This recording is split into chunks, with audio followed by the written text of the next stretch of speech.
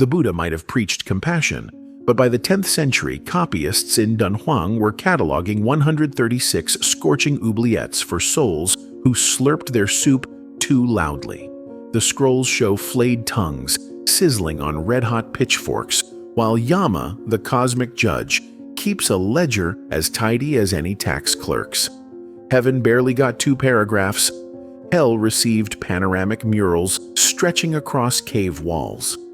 Pilgrims shuffled past the flaming tableau, eyes wide, wallets open, because nothing greases a donation box like the promise of eternal iron skewers. Mercy became so scarce that even an ill-timed sneeze could earn you a millennium bolted to a molten copper pillar. The karmic math was obsessive. Spill 1 grain of rice, add 10 years in the icewind hell. Mistreat a servant, subtract fingernails daily in the iron cleaver abyss.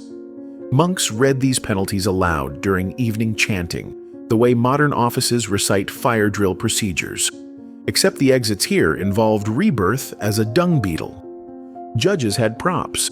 Traveling penitents shows hired actors to play skin-stripping demons, complete with papier-mâché flensing knives, and hauled portable cauldrons through market squares. Spectators wept, then bought indulgence talismans, stamped with Yama's seal. Yes, medieval Buddhism had its own merch table, wooden hell coupons guaranteeing a sentence reduction if presented upon death. Of course, they sold out faster than relics of the Buddha's collarbone. China's emperors joined the fun by commissioning precinct maps of Naraka every time palace politics got bloody, which was often.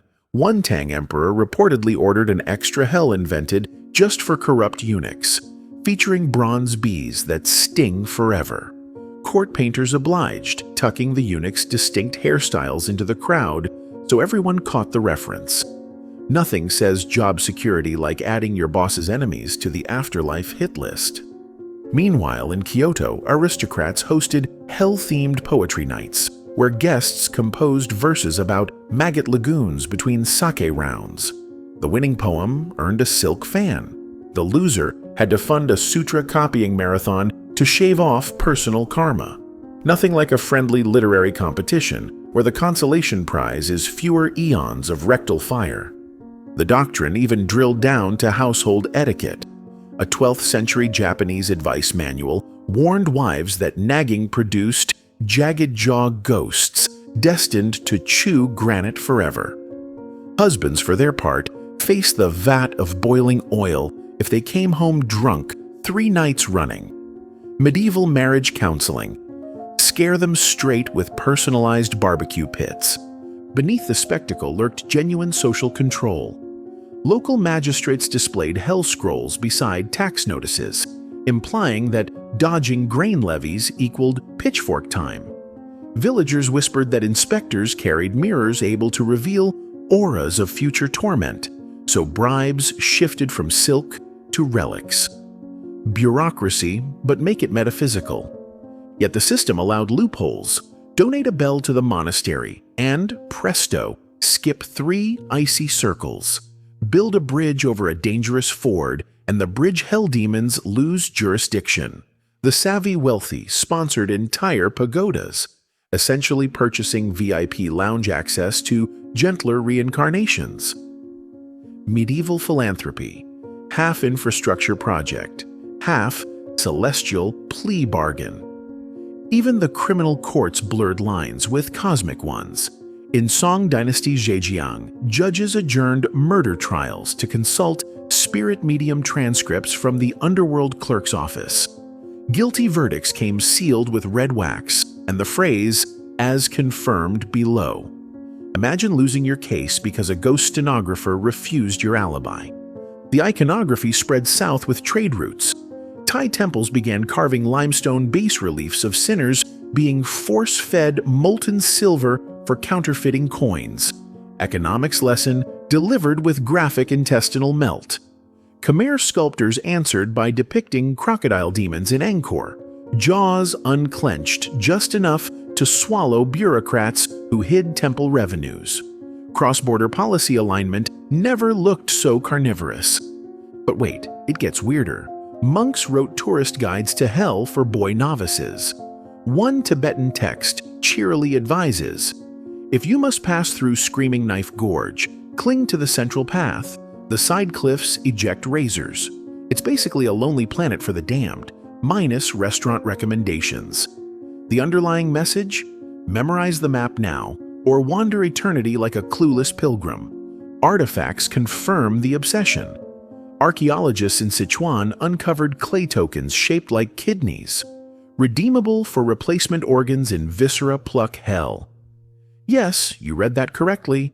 Coupons for body parts you're about to lose. Nearby, a lacquered chest held a ledger listing which monastery financed each token issue, complete with interest rates if redemption took longer than 5 centuries. Banking, but with extra spleens. Yet for all the gore, these hells served a pastoral purpose. Preachers used them to illustrate karma's precision. Every slap, lie, or loaf of stolen bread tallied somewhere in cosmic microfilm. The moral was brutal clarity, helpful in villages where literacy hovered near zero. Picture book damnation communicated faster than any sermon on emptiness. Critics existed. Chan masters grumbled that scaring farmers into piety missed the point of enlightenment. One famously burned a hell scroll mid-lecture, declaring, "Mind makes monsters." Students applauded, then rebuilt the scroll bigger, adding an appendix on monks who desecrate teaching aids. Irony wasn't lost on them. They just preferred backup plans. Eventually, print culture diluted the monopoly. Cheap woodblock prints let lay storytellers remix hells into morality soap operas, touring tea houses.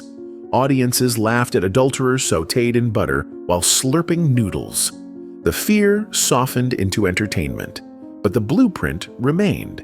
Karmic justice, itemized and illustrated. Even now, temple fairs across East Asia feature inflatable Naraka rides, where children slide past foam demons. Parents snap photos, kids giggle, and somewhere a 10th century scribe rolls his eyes. All that ink and hell turned into a bouncy castle. Progress apparently includes turning existential dread into souvenir keychains. So next time someone claims Buddhism is all lotus petals and serene chants, remember the medieval accountants of agony who tracked every petty sin with bureaucratic zeal. The path to nirvana might be paved with good intentions, but medieval monks made sure the detours were vividly signposted, and nobody, not emperors, not poets, not you finishing this sentence, can say they weren't warned.